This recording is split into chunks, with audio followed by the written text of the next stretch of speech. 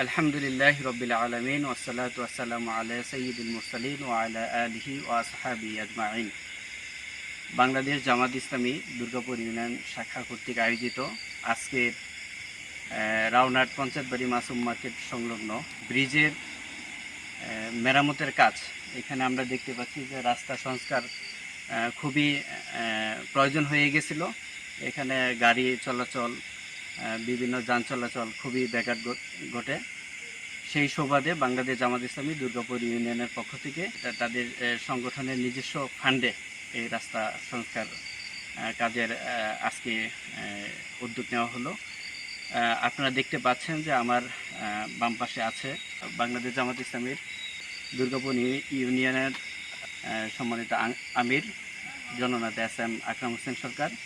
আমার ডান পাশে আছেন বাংলাদেশ জামাত ইসলামী রাউনাট ইউনিটের সম্মানিত সেক্রেটারি জনাব মশিউর রহমান সরকার। জনাব মশিউর রহমান সরকারের থেকে আজকের কার্যক্রম সম্পর্কে কিছু জানার চেষ্টা করব।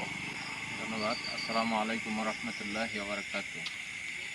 আজকে আসলে এখানে ব্রিজে মেরামতের যে কাজ শুরু হয়েছে, মানে ব্রিজের যে অবস্থা ছিল, যানবাহন চলাচল অবস্থা খুবই খারাপ ছিল।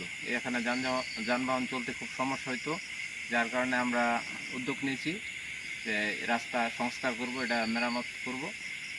এই কারণে আমরা আজকে বাংলাদেশ জামাত ইসলামের পক্ষ থেকে এই উদ্যোগ নেওয়া হয়েছে। আমরা নিজস্ব অর্থায়নে এটা মেরামত করে দেব, যাতে যানবাহন চলতে সুবিধা হয়। আমরা নিজেরা পাশাপাশি রাস্তা দিয়ে অনেক লোকজন যায়, এটা যাতে সুন্দর হয় এবং সহজে তারা চলাফেরা করতে পারে, সেজন্য ধন্যবাদ। যিনি এই রোডে সর্বদা পরিবহন নিয়ে যাতায়াত করেন, আমরা একজন পেয়েছি, ওনার থেকে ওনার অভিব্যক্তি আজকে যে সংস্কারমূলক একটা কাজ করা হচ্ছে, উনি এতে কতটুকু সন্তুষ্ট এই ব্যাপারে ওনার একটু মতামত জানার চেষ্টা করব।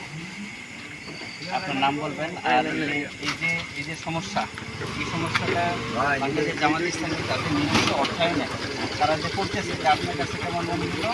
আপনি আসসালামু আলাইকুম। আমার নাম মোবাইল হোসেন, গ্রাম রাউনাট পশ্চিমপাড়া।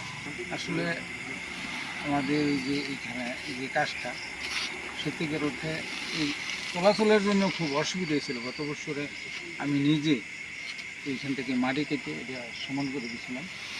তারপরে এই বৃষ্টিতে আপনার এই মাটি কেটে গিয়ে এবছর এই চলাচলের বিরাট অসুবিধা। কিন্তু প্রত্যেকের যে কাজটা এখন জামাত ইসলামের মাধ্যমে নিজস্ব অর্থায়ন করা হচ্ছে, এটা আসলে আমাদের এলাকার জন্য বা গাড়ি ঘোড়া চলাচলের জন্য খুবই উপকার এবং সত্যিকারে আসলে একটা প্রশংসনীয়।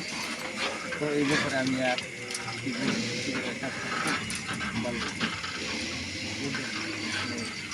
এইগুলি আমি আমার কথা শেষ।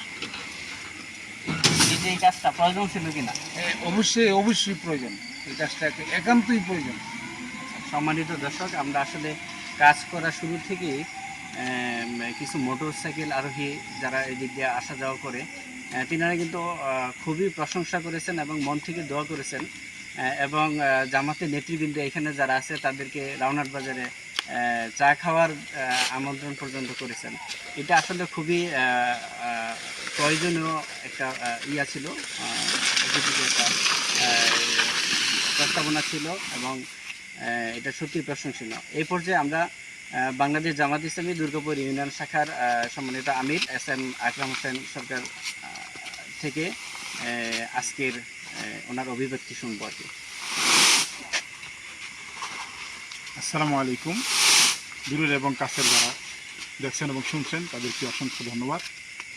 বাংলাদেশ জামাত ইসলামী এই দুর্গাপুর ইউনিয়নের উদ্যোগে, দুর্গাপুর ইউনিয়নের অন্তর্গত রাউনাট ইউনিটের উদ্যোগে আজকে একটি প্রশংসনীয় কাজ এখানে আমরা করতে যাচ্ছি।